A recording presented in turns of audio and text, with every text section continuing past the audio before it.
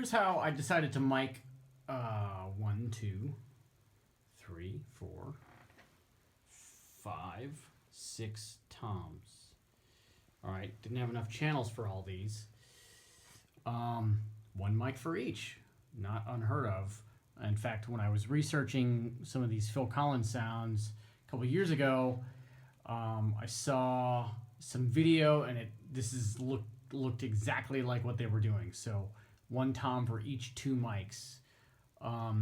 So here I decided to use my kind of standard tom mic. This is the biodynamic mic right here for these top 2 toms. And as you can see, it's kind of pointed toward the second tom.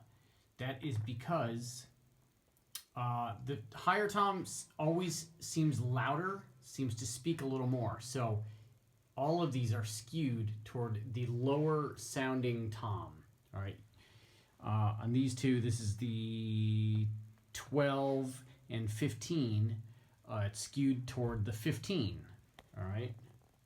Right in there. See that? This is my AKG 414. And this is in cardioid. I did try turning it sideways like this and using figure 8. Didn't necessarily sound any better, so I went with that.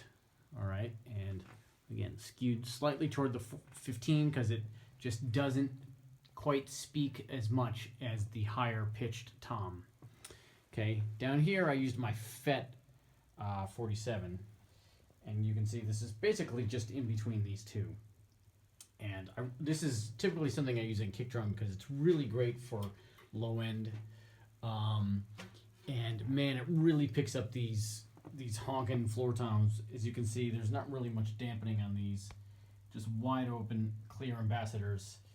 And that's why, they get, sorry, not that's why. They just get a lot of low end, but they're also spanky. And this particular mic seemed to be doing a great job grabbing the low end and capturing this whole sound from these 2 drums here. All right. So that's a really great mic and kind of placement idea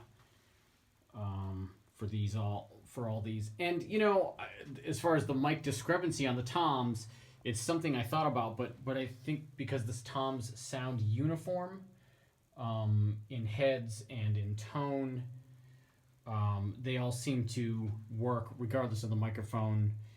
We didn't really have to do any special EQing on these to make them match or anything. The tone's all in the drums. Once again, the mantra of the source. Get your source right, and then it makes the engineering side much, much, much easier. All right. Okay, so let's just check out these this close miking up close. All right, so we have toms 1, toms 2, and floor toms. So let's check out just these individual, the first toms that we have going with one mic.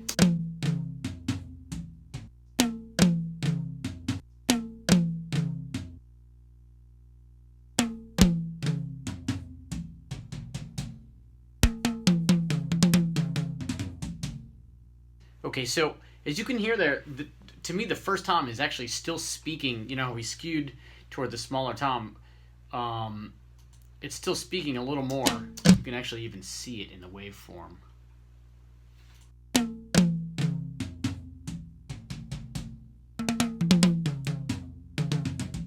Okay, I lied a little bit there. So that's me dynamically playing it differently. Okay, there the second one is.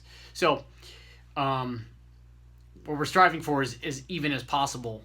Of course, that comes down to the player too. Here's the second toms.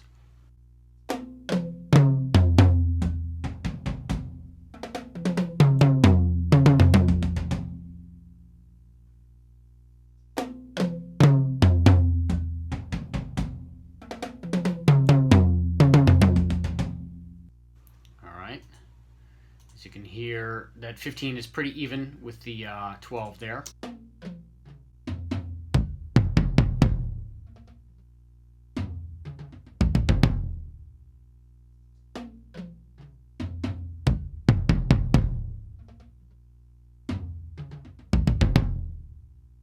fairly even on the floor toms there. Let's hear them all in context.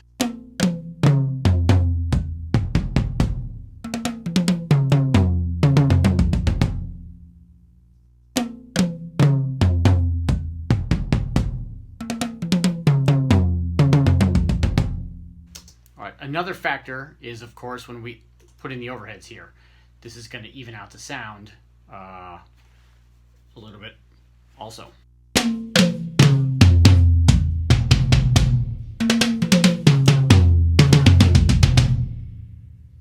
The panning of the toms far left, center, and right is helping us. The close miking has helped us achieve this panning sound, and then the stereo overheads are adding obviously some ambience, but you're still getting the panning effect.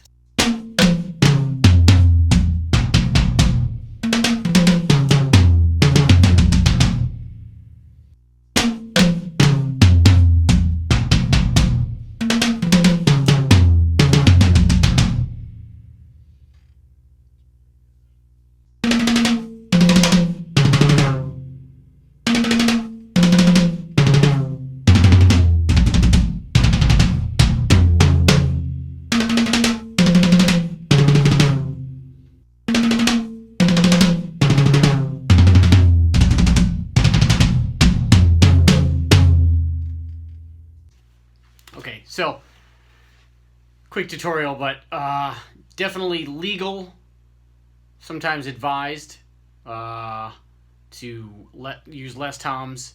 Sorry, to use less mics on more toms. Can make your job or an engineer's job a lot easier on EQing, things like that. And as long as we get the balance right of where that mic sits, it works really well. All right, cool. Miking toms.